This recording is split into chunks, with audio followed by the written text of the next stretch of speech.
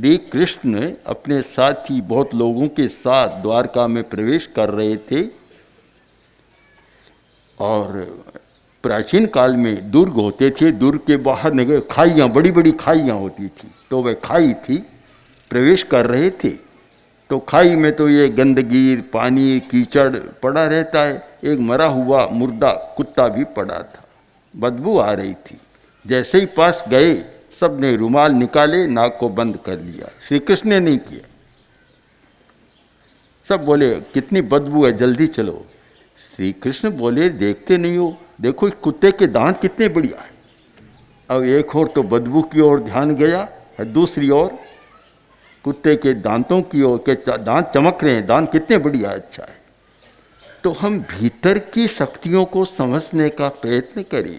कोई भी आदमी सुख दुख के मर्म को समझना चाहे, शांति अशांति के मर्म को समझना चाहे और वह केवल बाहर ही भटकता रहे, न समझ पाएगा, न सुख को पा सकेगा, न दुख को कम कर सकेगा, न शांति पा सकेगा और न अशांति को कम कर सकेगा। जब तक हम भावना जगत में प्रवेश नहीं करते हैं, अपने भावों को नहीं समझते हैं कि भाव हमारे पर कितना प्रभाव डाल रहे हैं और भाव हमारे जीवन को चला रहे हैं, तब तक यह समस्या नहीं सुलझेगी। इसलिए शरीर पर मत अटको, पदार्थ पर ही मत अटको और मन पर भी मत अटको। मन भी बाहर की बात है, उसकी अपेक्षा मन पर भी मत अटको। भीतर में है हमारे भाव, उन भावों तक पहुंचने का प्रयत्न करो तो धर्म की बात भी समझ में आएगी, सुख दुख की बात भी समझ में आएगी और आदमी अपने भावों का परिवर्तन कर सुख का रास्ता खोज सकता है।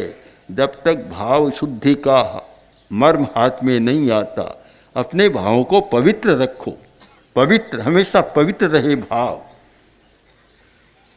तब तक कुछ भी नहीं आता, भावना के बिना नहीं आता। आचार्य भिक्षु के सामने प्रसंग आया, एक बच्चा चींटियों को मार रहा है, पत्थर हाथ में है, दूसरा आदमी आया और उससे हाथ से पत्थर छीन लिया, तो क्या हुआ? आचार्य भिक्षु ने कहा क्या क्या हुआ? पत्थर उसके हाथ में था, इसके हाथ में आ गया, बस।